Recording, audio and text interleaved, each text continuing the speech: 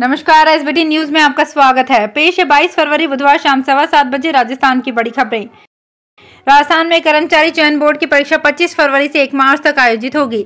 शिक्षक भर्ती लेवल 1 और लेवल 2 के लिए भर्ती परीक्षा होगी। परीक्षा में 9 लाख से ज्यादा अभ्यर्थी भाग लेंगे। नकल रोकने के लिए पुख्ता इंतजाम किए गए हैं। RSSB की ओर से परीक्षा से जुड़ी गाइडलाइन भी जारी कर दी गई है।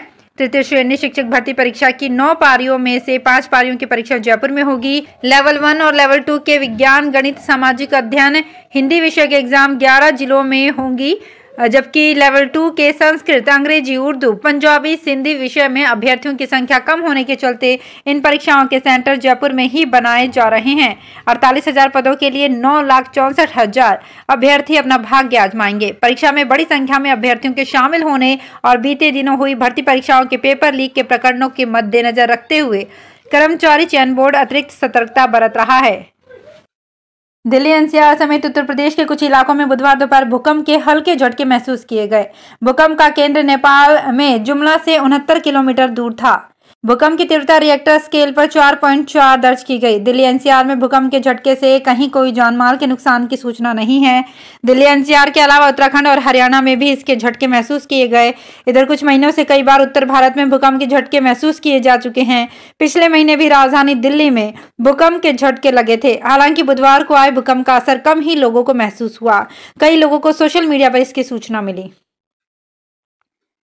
राजस्थान के अजमेर में 8,000 स्क्वायर मीटर जमीन पर 19 करोड़ 41 लाख की लागत से नगर निगम के नए बनने वाले भवन का आज विधिवत पूजा अर्चना के साथ शिलान्यास किया गया। शुभ मुहूर्त में ठीक 9 बजे राजगढ़ भैरव धाम के मुख्य उपासक चंपालाल महाराज के मुख्य आतिथ्य तथा सांसद भागीरथ चौधरी की अध्यक्षता में नए भवन का शिलान्यास किया गया। महापौर बृजलता हाड़ा का कहना है कि नगर निगम में नए विभागों को शामिल करने के बाद पुराना भवन, जो कि पृथ्वीराज मार्ग पर है, छोटा पड़ रहा है। यही कारण है कि अब 4 मंजिला भवन का निर्माण 2 चरणों में पूरा किया जाएगा। नगर निगम चुनाव के 80 दिन बाद दिल्ली को नया मेयर मिल गया है। आम आदमी पार्टी की शैली ओबेरॉय को मेयर चुना गया है। शैली को 150 वोट मिले। उन्होंने भाजपा की रेखा गुप्ता को 34 वोटों से हराया। दिल्ली को 10 साल बाद महिला मेयर मिली है। 2011 में भाजपा की रजबी अब्बी आखिरी महिला मेयर थी। इसके बाद 2012 में शीला दीक्षित सरकार में दिल्ली नगर निगम को 3 हिस्सों में बांटा गया था। 2022 में इन हिस्सों को मिलाकर फिर से 1 कर दिया गया। इसके बाद ये पहला चुनाव था। उच्चतम न्यायालय ने बुधवार को कहा कि वो कर्नाटक की प्री यूनिवर्सिटी कॉलेजों में हिजाब पहनकर वार्षिक परीक्षा में शामिल होने की अनुमति देने की मांग वाली छात्राओं के एक समूह की याचिका पर सुनवाई करेगा। मुख्य न्यायाधीश DY चंद्रचूड़ और न्यायमूर्ति PS नरसिम्हा की पीठ ने याचिका पर सुनवाई के लिए सहमति व्यक्त करते हुए कहा कि छात्राओं की गुहार पर विचार किया जाएगा। याचिकाकर्ताओं की ओर से अधिवक्ता शादान फरासत ने दावा किया कि उन्हें मार्च से शुरू होने वाली वार्षिक परीक्षाओं में शामिल होना है। छात्राएं हिजाब पहनकर उस परीक्षा में बैठने की अनुमति चाहती हैं। लॉरेंस के पाकिस्तान और हथियारों की सप्लाई का कनेक्शन सामने आने के बाद NIA एक्टिव हो गई है। मंगलवार को राजस्थान के 23 जगह पर लॉरेंस के ठिकानों और गुर्गों के यहां दबिश दी गई और सर्च ऑपरेशन चलाया गया। बताया जा रहा है कि लॉरेंस का विदेशी हथियार अपनी गैंग तक पहुंच रहा है। NIA की इस कार्यवाही में टीम ने जोधपुर से 45 किलोमीटर दूर बालेसर के पास भाटे लाइक गांव और जोधपुर की सबसे पॉश सोसाइटी वितराग सिटी में दबिश दी। ये ठिकाने गैंगस्टर और मोस्ट वांटेड कैलाश मांझू के थे। कैलाश मांझू ही सबसे पहले लॉरेंस को जोधपुर लेकर आया था।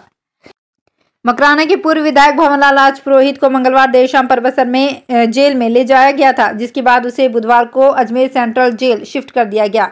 परबतसर उप कारागार में भंवरलाल को रात में सामान्य कैदियों की तरह ही रखा गया था। बता दें कि ADJ कोर्ट ने मंगलवार को 20 साल पहले रेप के मामले में भंवरलाल को 10 वर्ष का कठोर जेल और 1 लाख रुपए के जुर्माने की सजा सुनाई थी। भंवरलाल का रात को BP बढ़ गया, जिस पर डॉक्टर के बताए अनुसार उसे BP की टैबलेट दी गई। रात में उसे अन्य कैदियों को दिया जाने वाला सामान्य खाना और बुधवार सुबह नाश्ता दिया गया। दोपहर में परबतसर उप कारागार से अजमेर सेंट्रल जेल में शिफ्ट किया गया। राजस्थान विधानसभा में नेता प्रतिपक्ष और बीजेपी के कद्दावर नेता रहे गुलाब चंद कटारिया असम के राज्यपाल बन गए हैं। बुधवार को असम के मुख्य न्यायाधीश संदीप मेहता ने गुवाहाटी में कटारिया को राज्यपाल पद की शपथ दिलवाई। इस दौरान असम के CM हेमंत बिस्वा, राजस्थान बीजेपी के प्रदेश अध्यक्ष सतीश पूनिया, उपनेता प्रतिपक्ष राजेंद्र राठौड़, बड़ी संख्या में बीजेपी नेता मौजूद रहे। राजस्थान के CM अशोक गहलोत ने रायपुर में कांग्रेस के राष्ट्रीय अधिवेशन से पहले ट्विटर पर अपनी प्रोफाइल तस्वीर बदली है।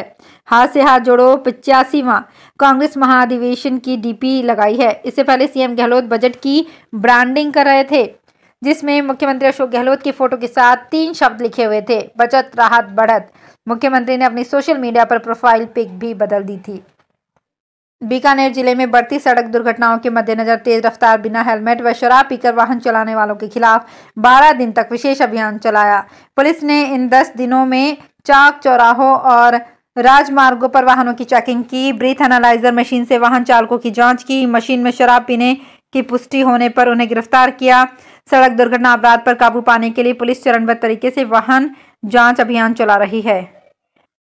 भीलवाड़ा में डिस्ट्रिक्ट मिनरल फाउंडेशन ट्रस्ट में स्वीकृत कार्यों में आक्षेप लगाकर रोड़े अटकाने व समय पर भुगतान नहीं करने पर 2 कर्मचारियों को बर्खास्त कर दिया गया। अब इन फाइलों के निस्तारण के लिए जिला कोषाधिकारी रेखा शर्मा के सानिध्य में 4 दिन का विशेष शिविर लगाने के निर्देश जिला कलेक्टर आशीष मोदी ने दिए। इस संबंध में सोमवार को मोदी ने अधिकारियों की लापरवाही पर नाराजगी जताई।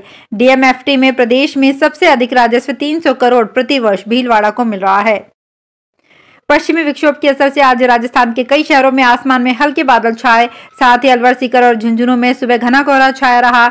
यहां विजिबिलिटी 70 मीटर तक रह गई। इससे राज्य के कई शहरों में तापमान में गिरावट हुई है। हालांकि गर्मी से कोई खास राहत नहीं मिली। सामान्य से 4 से 5 डिग्री से तापमान होने के कारण पूरे प्रदेश में गर्मी का असर तेज बना हुआ है।